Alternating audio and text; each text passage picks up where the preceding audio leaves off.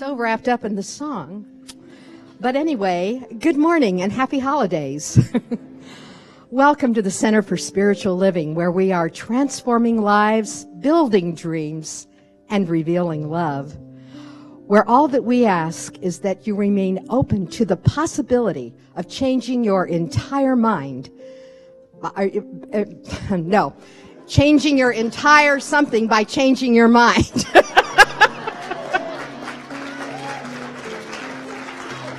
Changing your entire life by changing your mind. Welcome home!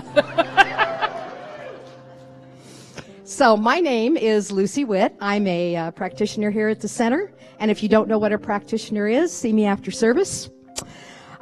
We have our live streamers online, or as I call them, our love streamers. Hello there. Today your moderator is Chuck Cornelison, and he will help you with all of your questions. Also, if you're with us for the first time, we're delighted because you have a lot of choices on Sunday.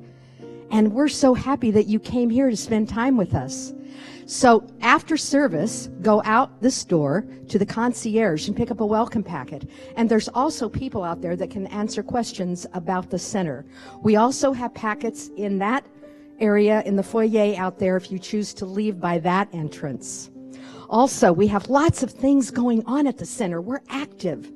And we have an information wall in this area and the extended area. We also have a website, cslsj.org. And you can call us because we answer the phone. Yes. And it's such a great time to be here during the holidays because of all the activities and special things that are going on. Now, if you would greet someone in the row next to you or find anybody, say hello. Have a wonderful Sunday.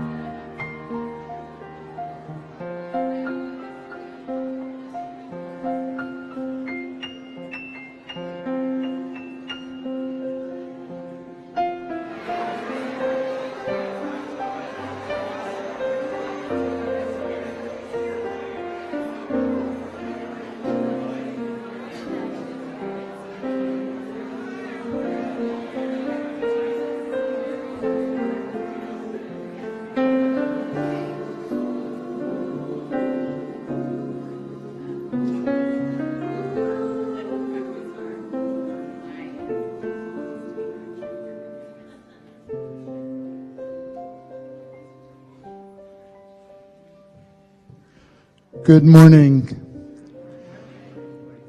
I feel that music sinking into my heart, opening it up for possibilities. I'm grateful to be here. My name is Patrick Lynch. I am your prayer practitioner for today. We'll start the inward journey. We'll have a chant, 2 minutes of silence, an opening treatment, and then the monthly affirmation. Please join us.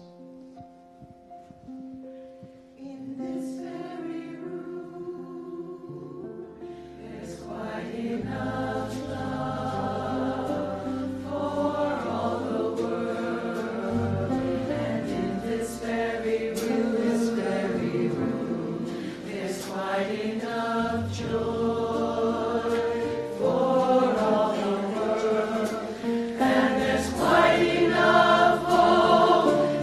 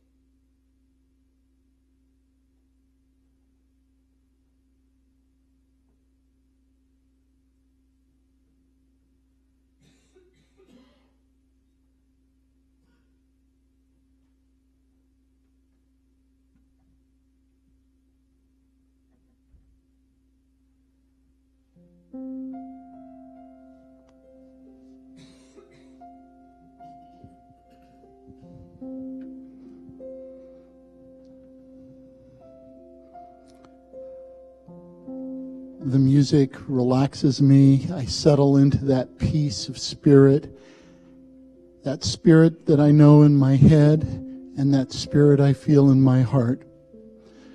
That wonderful place of comfort, of being, of knowing that the Divine One is within me. It is a wonderful place to know this.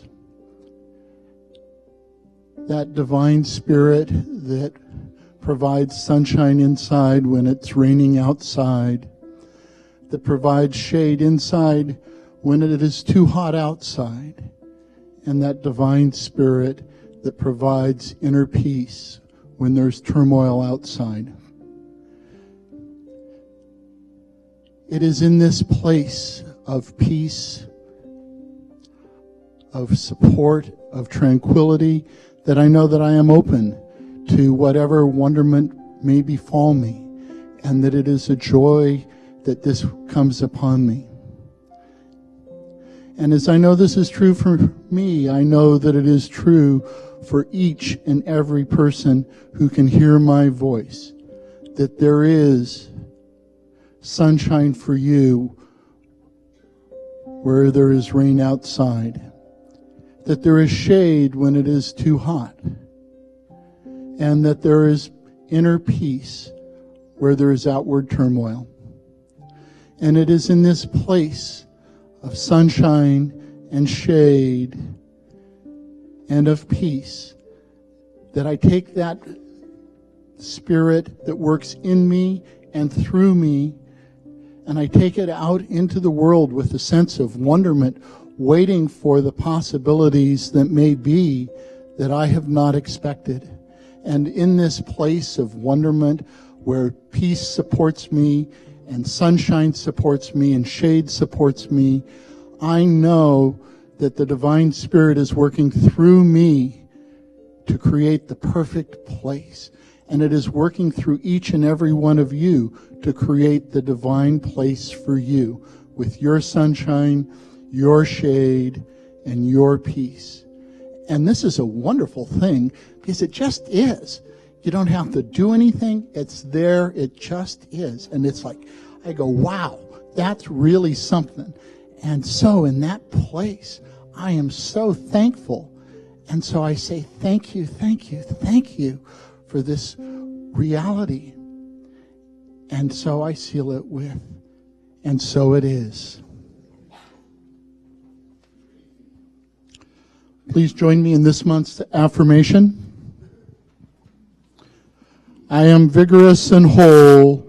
I possess the vitality of the infinite.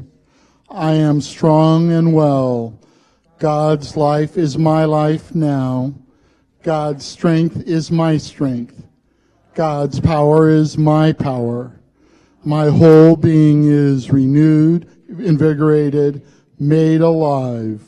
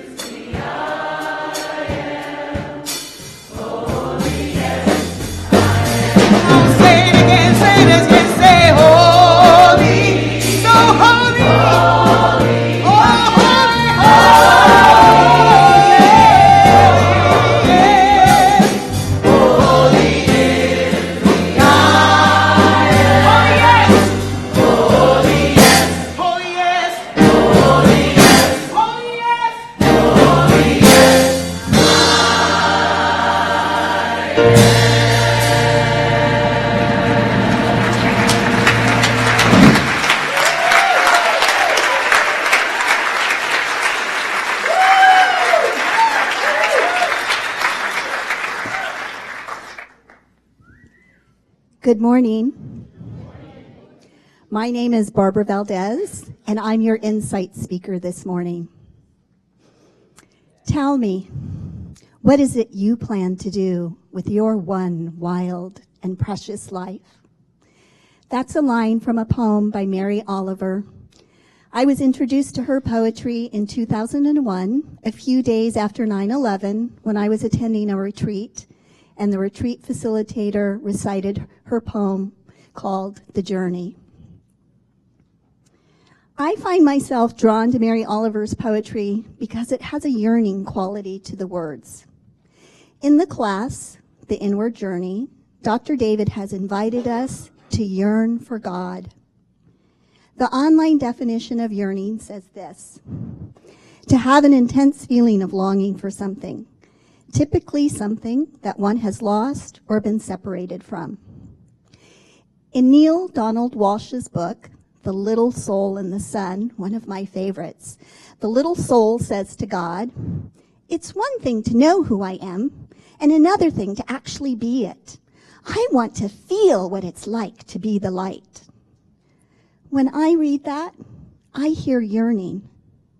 The story continues, and the little soul discovers that in order to experience itself as the light that it is, it may need to go into the darkness. And being in darkness means it may forget who it really is.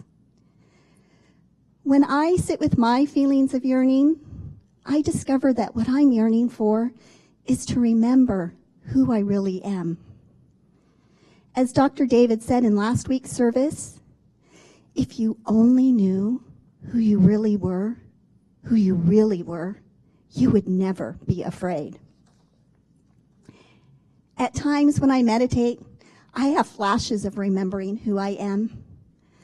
When the incessant chatter fades into the background, there are breathless moments of nothingness, and it feels sublime. In those moments, I remember who I really am and why I am here.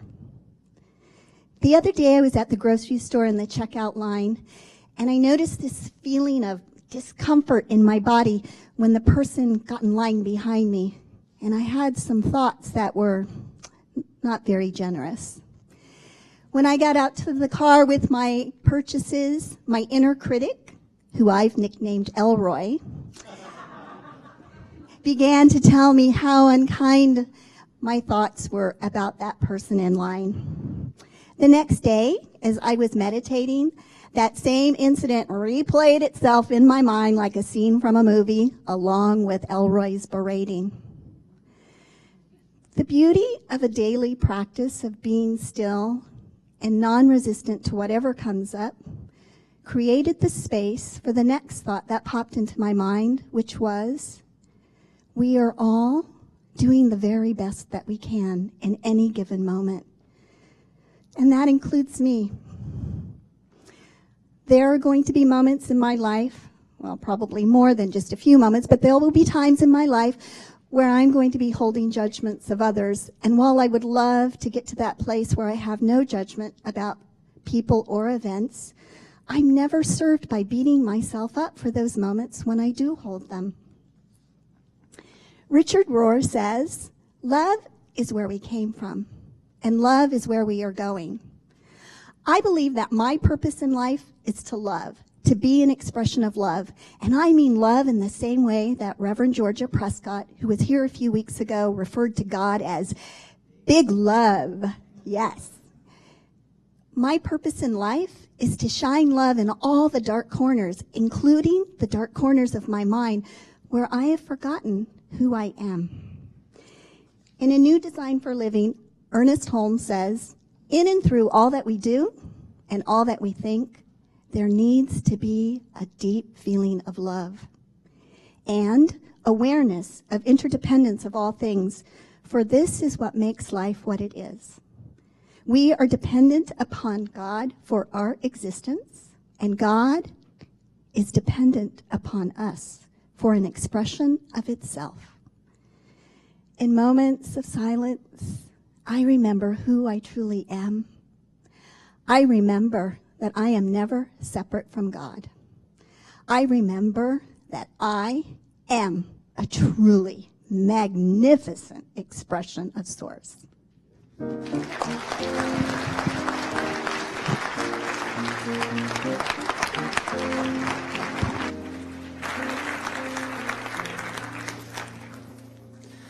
Good morning, choir. Good morning. Good morning, Center for Spiritual Living San Jose. Good morning, everyone who's watching online. For those of you who are here in the house on Clark Street, some of you will wonder where some of your friends may be, because we've gone from being like 400 in this room down to 380. And what you don't know is that on Sunday we have about 150 people minimum watching online live. And what we found out is that most of them are actually not like in Mexico or in Missouri or in Maine, but they're actually in Santa Clara County. And they're sitting at home in their pajamas eating tamales, Mauricio Lopez.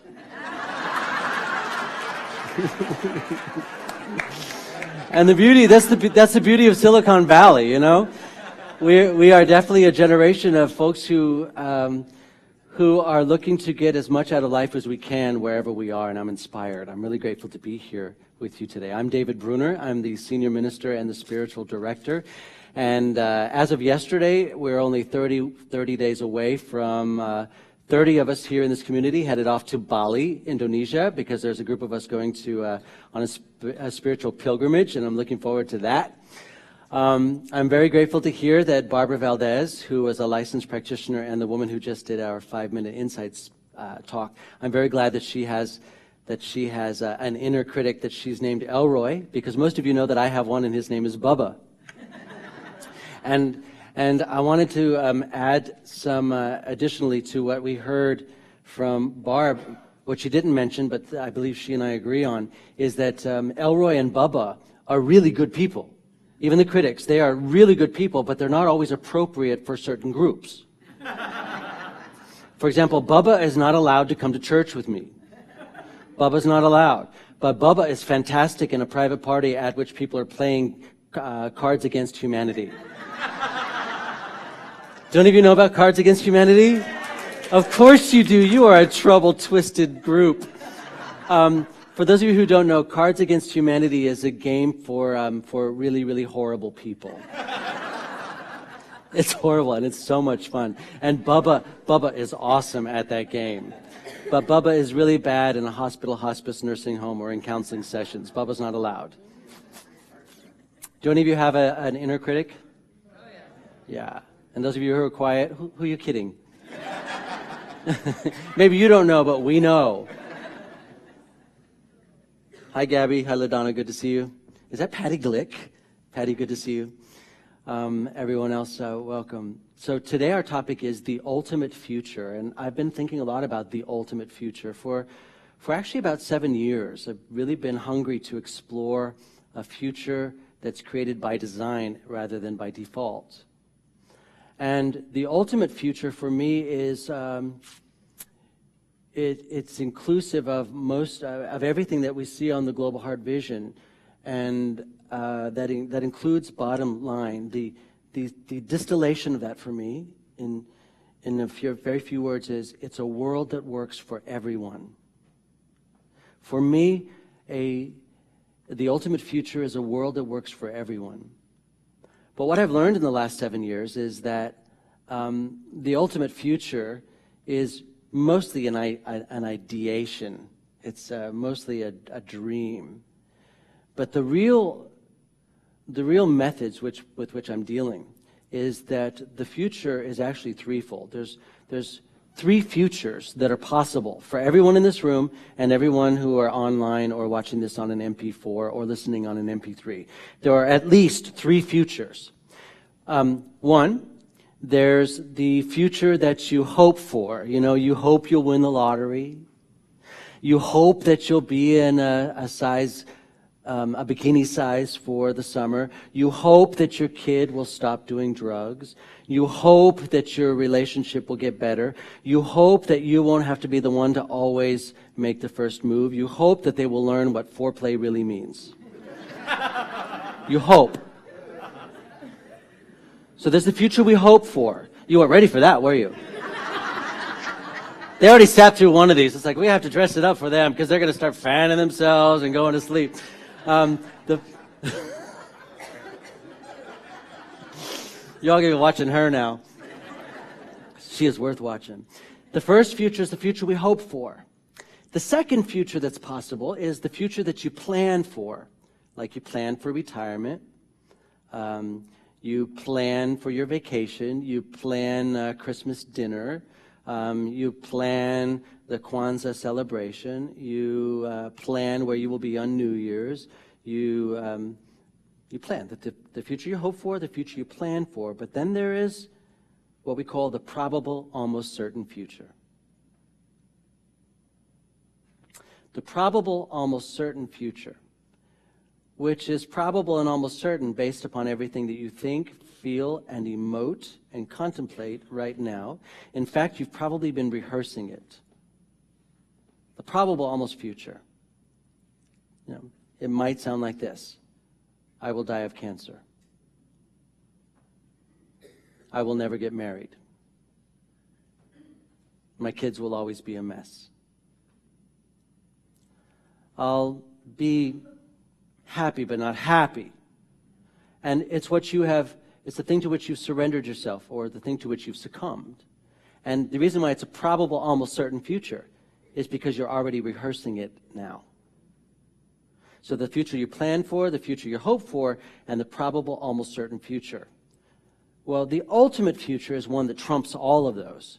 And it will occur, I believe, when you move out of just brainwave activity, when you move out of just using the science of mind as just simply the practice of spiritual laws, but move it into an application that includes wonder and possibility and excitement. And it's actually stirred up in an amazing way. So I was telling our Inward Journey class, our high mysticism class that Barb mentioned every Tuesday night. I was mentioning on Tuesday about a course I had taken called, it was called Direct Access, which no longer exists, but if it did, I would send you all there immediately, Direct Access. And in this course called Direct Access, we were exploring that your brain, my brain, our brain, the human brain exists for survival. To keep your heart pumping, to keep your nerves going, to keep your body regenerating. Your brain exists for survival, but not just for your body. It's for all of the actions and activities for being human and being in the world and living in a world of effects.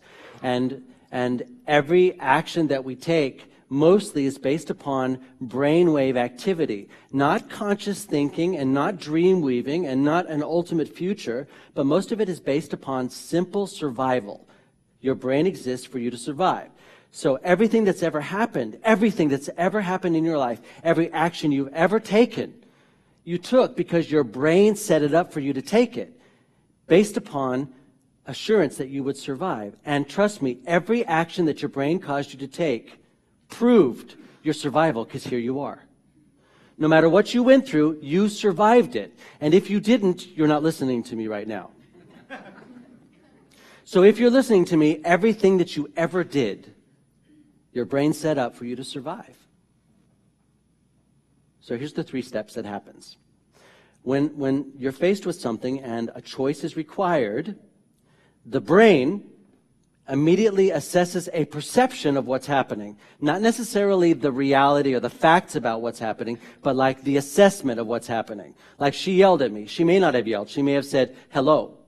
But your perception is she yelled at you. Now your brain is going to take action based upon a perception of what just took place. And then the second step is the brain starts looking through the files of your past and everything that's occurred before to find out similar situations in which you were yelled at. And then the third thing is you take action based upon that.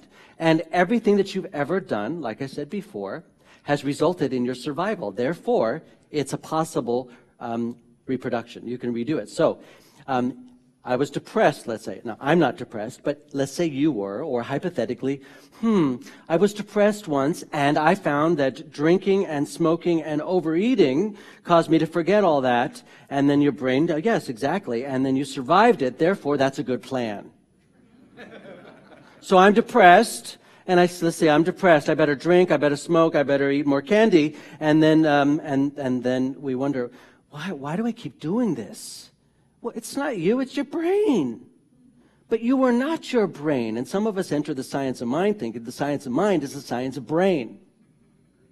So we worship the brain, our thinking, our thinking. Change your thinking, change your life. Yeah, that's not entirely true. That's just what we say to get you in the door.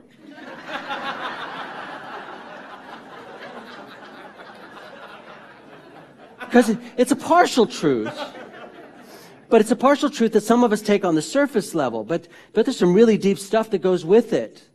And that's just the catch. Like sail, that's the big banner that gets you in the door. Because once you get in, once you drink the Kool-Aid, we're going to say, change your life, stop your thinking.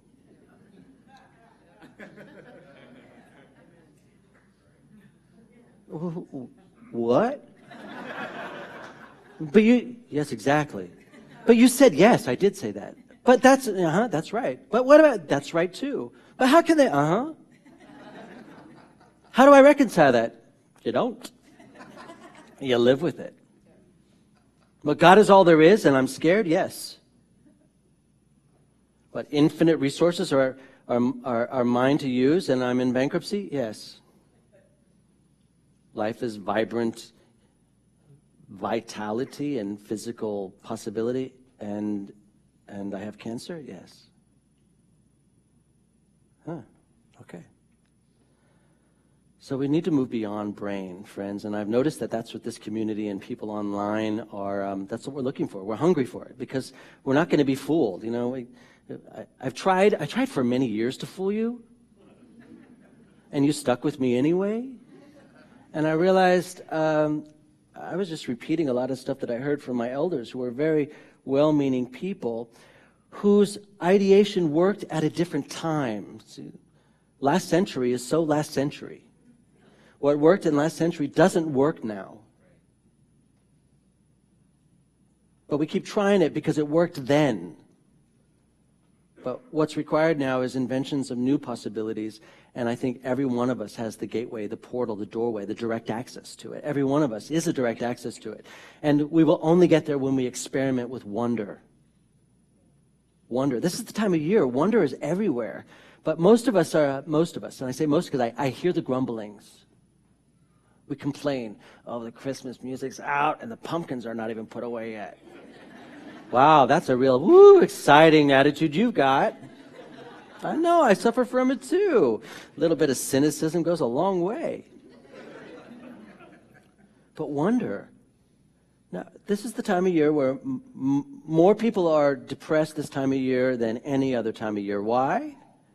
I have a theory, because most of us have seen what could be happening. We've seen the cards and the movies, and we've seen television shows and posters and billboards about happy time of year, and you or I may not necessarily be feeling it or experiencing that ourselves, and because we have really become a society that's me, we get depressed because they've got a relationship and I don't, and they've got more money and I don't, and they've got all this food, or they can eat all this food and never gain a pound, and I can't, and so we get all cranky and crabby. And there's no room for wonder in that, by the way.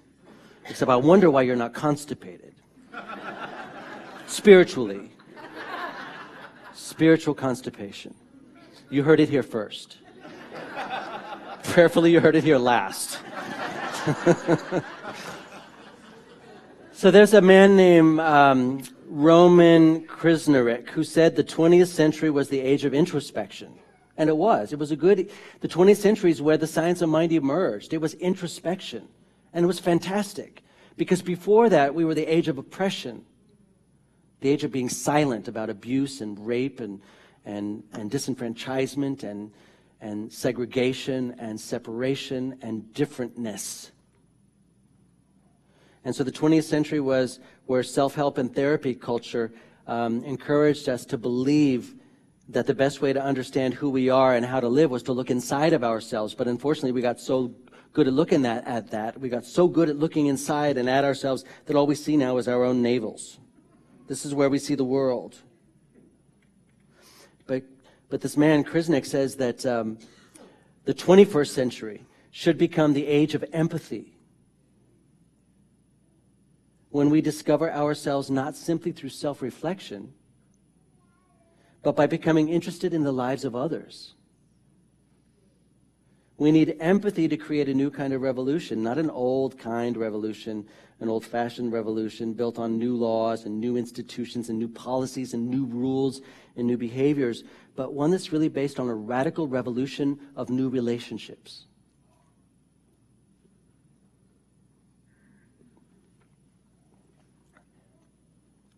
I saw new relationships emerging. We don't even have to be cynical about Facebook. It's like we love Facebook, and we kind of curse it too because our relationships went from this to this. But there's a good to it too, when one remains soft-hearted and vibrant-bodied and open-minded. There's a video I saw this week about and on Facebook. It's about a woman who is describing what her life was like 10 years ago. And 10 years ago, her life was perfect. She was in love with a man who was in love with her. They had a great relationship. It was workable, good communication. They were generous with each other, generous with attention and time and talent. And then they had a baby. And then their relationship was perfect. Their life was perfect. And then 14 weeks later, it was destroyed in a horrible car accident in which her husband was killed immediately, instantaneously. And then her baby, her 14-week-old baby, who was in the back seat in his car seat, his body and skeleton was compacted and crushed, and in this video on Facebook, which you can find today, she describes that she didn't think that he would survive. Nobody believed that he would have a life. Even if he did survive, they didn't think they would have cognitive skills or even able to walk. And now 10 years later, she's remarried, she's happy, and behind her is her 10-year-old son jumping up and down and singing. Normal kid driving the mom crazy. And she's on Facebook, not just to thank the powers that be, not just like to get on her knees and say thank you in a church or a mosque or a temple or synagogue. She's put a plea out on Facebook for all the people that helped her 10 years ago. She asks, who was the emergency medical team that showed up on the accident site that picked up my baby? Who was that man and that woman that put the baby in the helicopter? Who was the one that flew the helicopter to the hospital? Who was the team that received the baby at the hospital? Who was it that took care of her husband's remains and buried him? Who were these people? Who were the nurses that stood with the baby in ICU night after night after night? And so her Facebook plea was to find out who these people were, because 10 years later, on her son's 10th birthday, she had a thank you party. And she called these people out of nowhere. And within 3 days, all of them had been found. And you see, people 10 years later who are just stunned. Like, they know they're doing what they're doing because they're called to do it, but very few of us have a sense of how we can impact others. Sometimes we get so wrapped up in our own selfishness and what I want, me this time of year, that we have very little awareness of how our behavior, even in a supermarket line, can actually impact other people. I was moved by that.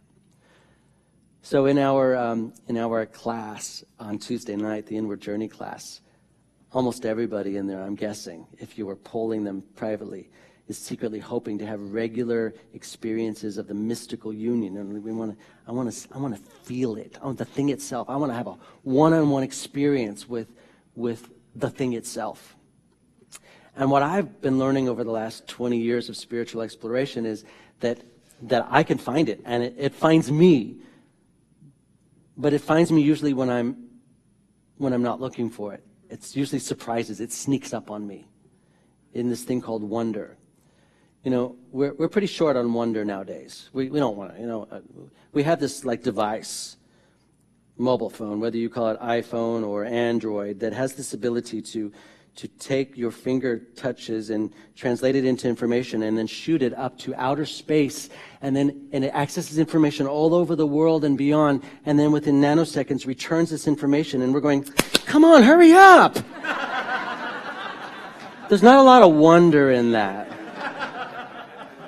We can pretty much download any picture, savory or not, in a matter of seconds. And mostly we're like, oh, I've only got 2 bars. Piece of crap. That's not a life of wonder. Do you know what I'm talking about? But what you have in your hand is like, what? What? They say that the information technology that's typical phone, even the flip phones, is more advanced than virtually anything that's currently in outer space. It's advanced, but most of us are so, what's the word? Jaded. I dare say, if you don't mind me calling it out. I experienced wonder on Friday. I had a miracle happen. On Friday, I sang with a mostly conservative, like Blood of Jesus choir. These were amazing people who, each of whom I have totally and madly and always and forevermore fallen in love with. Like, I love them. There's a woman who stood in front of me. She's my mother's age. She's Filipina. And while I was singing, she heard a little bit of raspiness in my voice. And her hand comes behind during the concert, and she hands me a piece of crystallized ginger. And I said, thank you. And she went. Well, I was singing with this choir, singing The Lamb is Overcome and many other songs. The Lamb is overcome. Holy, holy, hallelujah. Jesus is worthy. And I was singing this, a little worried that some of you might be there. And secretly hoping that you would. Because we were singing at St. Joseph's Cathedral Basilica in downtown San Jose. If you've never been there, go. It's on San Fernando and Market Streets. And it was built, this latest incarnation was built in 1885, and it was remodeled after the 89 earthquake, and it was rededicated in the 90s. And it is a stunning piece of architecture and a glorious place of worship. And it's kept that way because the people who call it their spiritual home care about it. And I know they care about it because when we were rehearsing in the cathedral,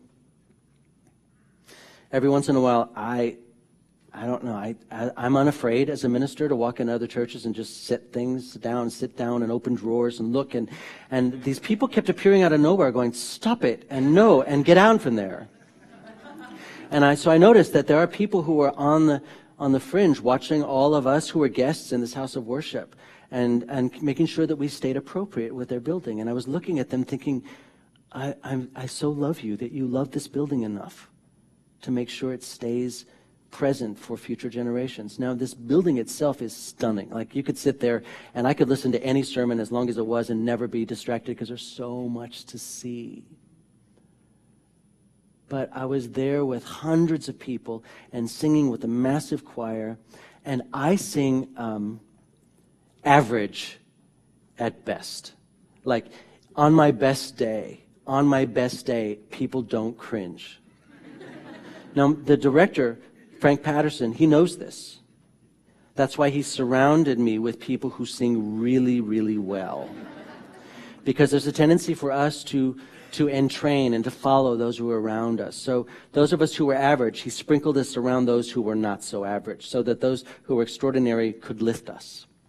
And during rehearsals, 3 weeks in a row, I had wonder emerged. And in 3 weeks in a row, my probable, almost certain future was altered because wonder came in. 3 weeks in a row, rehearsing O Holy Night, one of the most traditional of traditional songs. You know, fall on your knees, oh, hear the angel voices, oh, night divine, the night that Christ was born. Here it is again. Every time we start to sing, fall on your knees, I could not sing. I was so filled with happiness and mystery. And I would hear all my titas, all my Filipino aunties in front of me, just like with their soprano voices piercing the cathedral. And I just wanted to weep. And then Frank looked at me and he went, mouth the words. And I thought, he knows what's happening. So many of us are in our class on Tuesday night. We're looking for the miracle, and the miracle exists in Christmas songs. It exists in watching old movies that make us weep. And anytime that happens, that's when we've been hit sideways by the thing itself. I don't think God's going to show up necessarily like the angel in It's a Wonderful Life, necessarily, but it's going to show up in the angel of maybe yourself being unable to move because you're so moved. But that wasn't really the miracle. That's when I had an awareness that, staying open to wonder was awesome. The miracle occurred when I know singing The Lamb is Overcome, which, by the way, secretly, I love it. Don't tell my New Thought sisters and brothers, because they will judge me. But I love it. What happened, the miracle happened, was my voice altered in the cathedral on Friday night while we were singing the song, because I suddenly became unaware of the music notes as I was singing them, because I knew the song. We've been singing it since September. And I was nervous about all those people watching me and afraid they would hear me. I was watching Frank. Frank is a man who was raised with these songs, and he loves them. And I watched Frank as he was directing us, and he was so happy. I was watching him, and it was like he was eating the forbidden caramel. He was just, And while I was watching him, I had several things happened at the same time. Nothing in my mind was focused on something's wrong here. Nothing was focused on hit the note. What I was focused on was he's having a really good time. And my voice altered. And then I cried and I couldn't sing. You know what I mean? It's amazing, the world in which we live. So I don't know if you know that in downtown San Jose, St. Joseph's Cathedral Basilica, it's considered one of the 10 most beautiful churches in California. Yeah, you should check it out. It's stunning. And this is a great time of year to be downtown San Jose. For those of you online in Santa Clara County, when you're done with your tamales, check out Christmas in the Park. And those of you who are not, I'm sorry that you're not near here to do it, because Christmas in the Park in San Jose is beautiful. It's awesome. And they got little carnival stuff going on and all these community organizations that are building trees, and it's just beautiful. Anyway, I want to close with how we might move into wonder this week. Because moving into wonder alters your probable, almost certain future and creates an ultimate future. A few years ago, it was about 7 years ago, actually 8, it was 8 years ago last month, my therapist at the time pointed out that I said no a lot. I didn't even know I said no a lot, but he said, no is an attitude with you, David. It's a reflex. And I suggest you create in the next year, 2007, you create a reflex of yes, that yes becomes your word. And I found that once I said that, the world was facing me with all kinds of reasons to say no, like, hey, do you want to help me move today? I'd love to.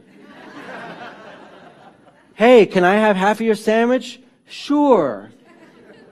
Hey, do you want to come to Oakland for a Christmas party? Can't think of anything I'd rather do. Hey, do you want to go out with my friend, Mauricio Lopez? Oh, I can hardly wait. But the year of saying yes altered my universe. And I realized over the last 7 years that I may have regained a little bit of my no reflex. And the only reason why I think about that is because somebody sent me an email this week that, David, you may want to take inventory of the extent to which your no reflex dominates your life. So what's the no reflex? What do you mean the no reflex? Like, I say yes. No, here's the no reflex. How often you say or think, even in your dreams, no. That's not right. I don't like them. I don't agree with that. They don't like me. That should be different than what it was. Why is the choir singing that song again? That's a no reflex. And if you alter your no reflex by substituting a yes reflex, I mean, imagine what your life would be like if you said yes 51% of the time. Like, do you want to go to the movies with us after church? Yes. Do you want to join us for brunch after services? Yes. Do you want to join us in an outreach project? Yes. Do you want to go with me and sit in the chairs at St. Joseph's Cathedral Basilica? Yes. Do you want to go to the Christmas in the Park? Yes. Do you want to go on a date? Yes. Do you want to go see a therapist? Yes. Do you want to take an active role in being more dominant with foreplay? Yes. I don't think I have to say anything else, do I? That will alter your probable, almost certain future. And your probable, almost certain future will become probable and almost certain, and it'll be the ultimate future you're desiring. So our prayer today will be abbreviated. It's simply 5 words. I'm really moved by practicing this. When I was in ministerial school, they used to give us an assignment to try to pray with just 5 words. So we choose them wisely. I ask you to join me as we move into prayer pose. For me, that means I close my eyes so I'm not distracted or so I'm not aware that I'm thinking.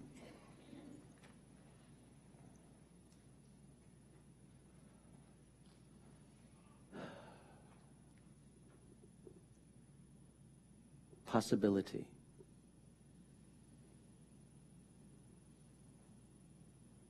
Us. Now. Grateful. Done. And so it is. So the ushers again. Hi, Rudy. Good to see you, man. The ushers are coming forward to help us with the sharing of our gifts and tithes and offerings. And while they do, I want to say happy Pearl Harbor Day to you. Some of you don't know that 73 years ago, Pearl Harbor was attacked on December 7, 1941. For our grandparents' generation, that was like the 9/11 of their day. And I remember asking my grandmother, what did they learn from it? She said, what we learned mostly is that we need to be more prepared. And that began a new era in the United States of preparation and planning for a future that worked.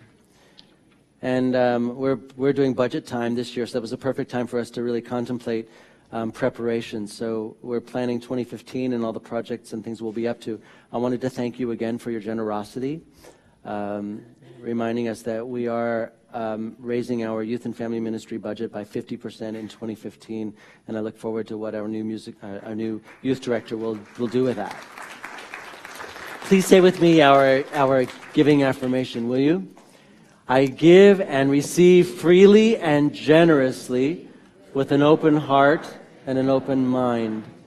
I am eager to give more than I receive, and I surrender my heart to the universe.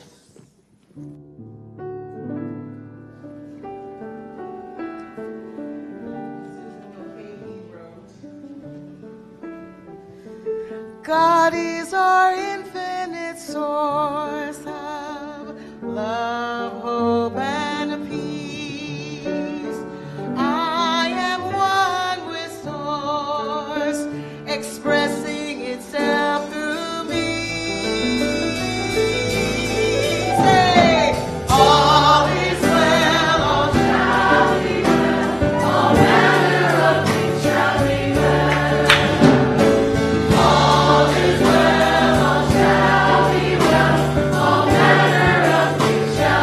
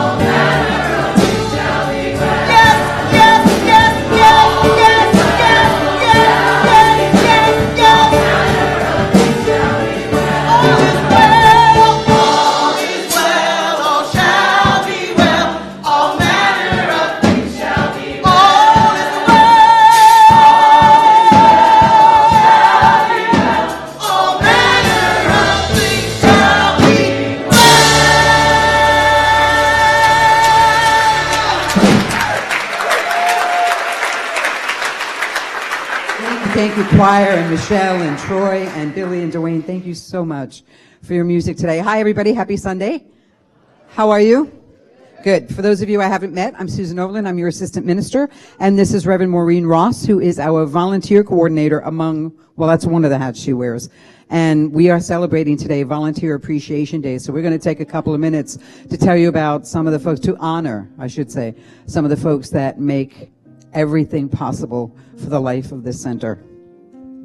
And so we have currently 25 teams of people that serve here. And what I want to follow up on first, before Susan and I go in and name the teams and have you stand, is that what this is a season of giving. And right now, today, we pause and recognize that as we give, we receive. And as we receive, we have more to give. And so we want to acknowledge all the holy ways we do this. Thank you, Maureen. So we're going to call out some teams rather than individuals because that would take till next Sunday. But if you have served on any of these teams, please stand, and we'll ask the congregation if you would hold your applause till the end so we could do a rousing round of applause. First of all, if you have volunteered ever in our retail, in our bookstore, please stand so we might honor you.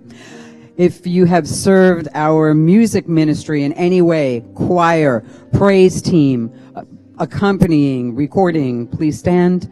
I'm not going to keep saying please stand, just stand. If you are a member of our concierge team ever, if you've ever been a member of our concierge team, please.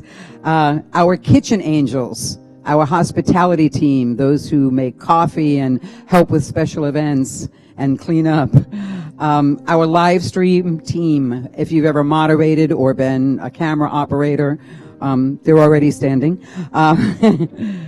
Sound production, if you've helped in any way in the sound booth, they can't stand either because they're recording right now, but there they go. We can wave at them back there. Folks who do our CDs and all of that. Sunday service production managers. I know one of them, a couple of them might be here. They actually make sure that, they heard David, which is like, that's a big job. Our ushers and our greeters, if you would please stand. There's several of them every Sunday. Youth and family, our teachers, our teaching assistants, those who offer childcare, even special events, we really appreciate you. And then throughout the year, we have special events. So if you have helped at our annual auction throughout the years, please stand and remain standing. Those who contributed to the bowls of Thanksgiving this year or any year, our Thanksgiving Eve soup evening. If you assisted with our intentional giving program at all, or please stand. Gourmets for God. It takes a village. It takes those who staff the tables, do the paperwork. If you've contributed an event or went to an event, you are a contributor this year, so thank you. Our Night on the Red Carpet team. That's our Oscar night that we do every February. Tons of people help out with that. And then Center Stage Productions. If you've been a part of any of our plays, if you've painted, built sets, ushered, sold tickets, thank you, thank you, thank you. We are so grateful. Don't sit down, there's more. So we have the behind the scenes folks. Anyone who has served in education or as a teaching assistant or corralled the children over in the nursery. If you're part of the facilities team with Jamie Campos, if you helped with a tree or lights or poinsettias, or the intentional giving tree over there. If you've answered phones or helped out in the front office, you're part of that team. If you're part of our technology and information crew and the folks that get live stream going. Marketing with currently Reverend Susan, the people who disseminate the information and create that information wall, the bulletin, everything that gives you a sense of where to serve. Membership, if you're part of the membership team that does beautiful work getting us in here as members. Outreach, Women's Connection. Oh, the Women's Connection every month. Show up and do women's things. Animal connections. There are furry friends and feathered friends, and we have quite a vibrant ministry for that. My rites of passage, beloveds. Those of you who stand beside me when we do memorials and weddings, when we bless babies, when we offer prayer as practitioners. Practitioners are in service here every day with consciousness. Spiritual recovery, and those of you who are in spiritual recovery. And then I'm going to take it one step further. Well, you don't have to stand. And then I would suggest that if you've offered a smile, if you've opened a door, if you've let someone take that parking place out there, if you pause for our precious elders when they're going a bit slow trying to line up to hug Uncle David.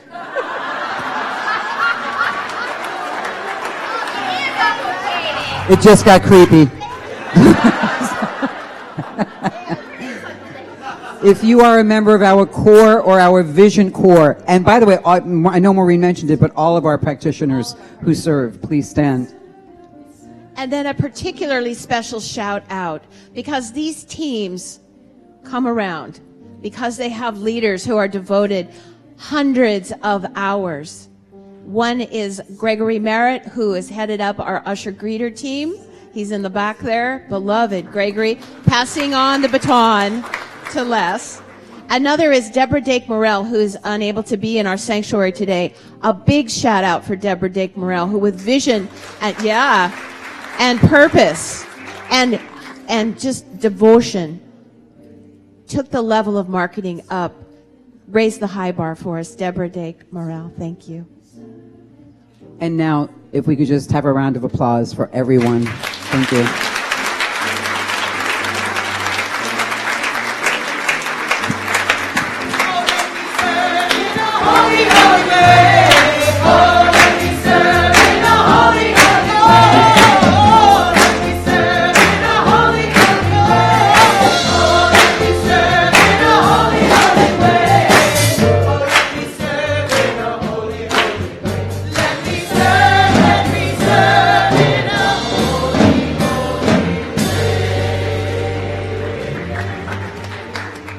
So let me go over some brief announcements for you.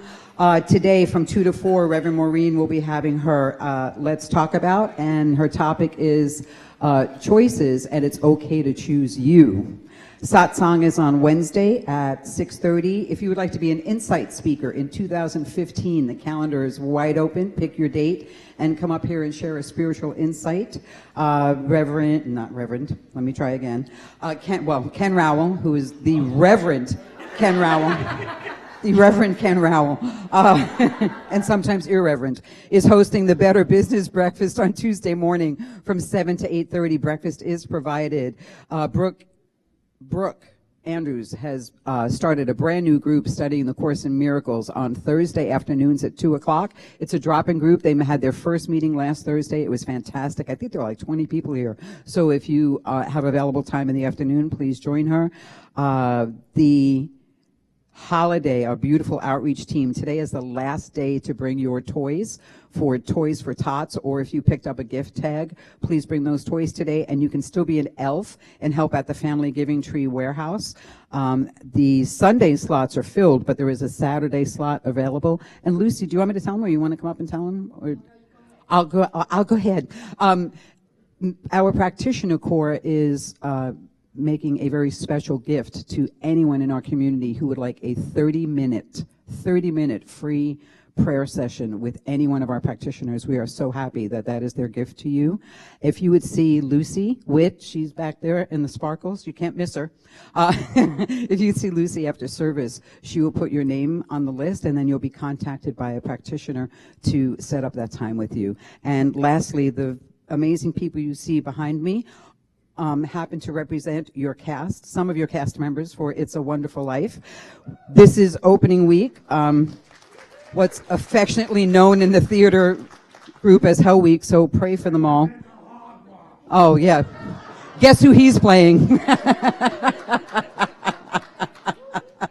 So, yeah, we have Henry Potter and others. He plays they all play multiple characters because it's basically It's a Wonderful Life, that timeless story, but it's set in 1946 as a live radio broadcast. So the people you see before you play all the characters in the play, and they're fantastic. Linda Lundry is,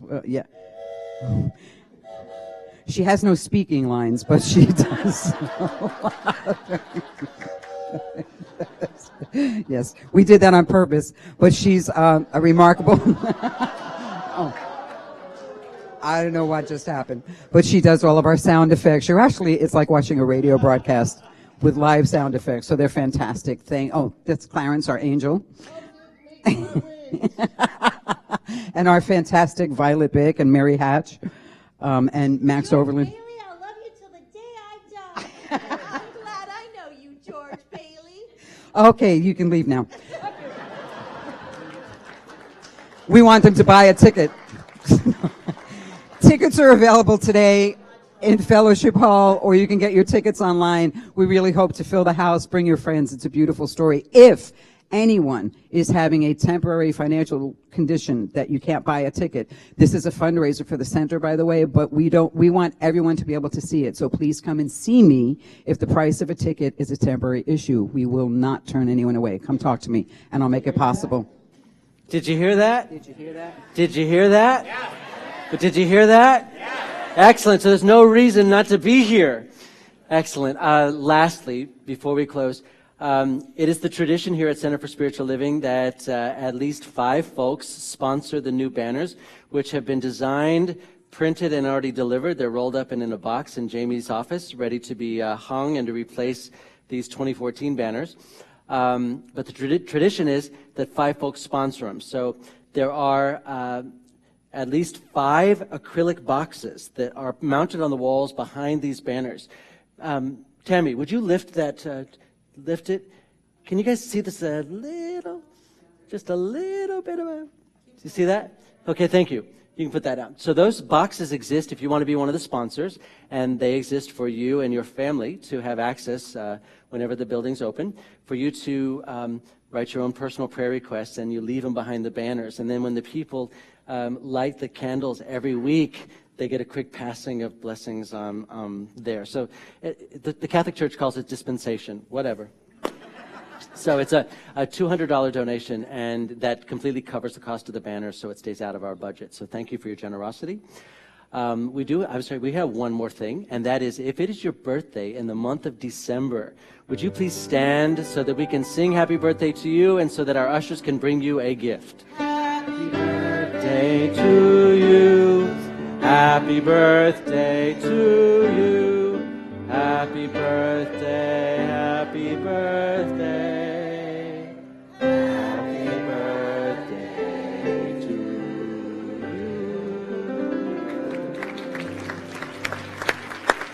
And if you want a free 1-minute prayer, have a seat over in the chapel area before you head off to take on your day. Please stand and take the hand of the person on your right and on your left. And join me in the call response, which is our custom. Please repeat after me. Something wonderful is happening as me right now. Something wonderful is happening as me right now. It's this thing called life. Life is in my mind. Life is in my body. Life is in my relationships. Life is in my finances. It's wow. I see it. I think it. I feel it.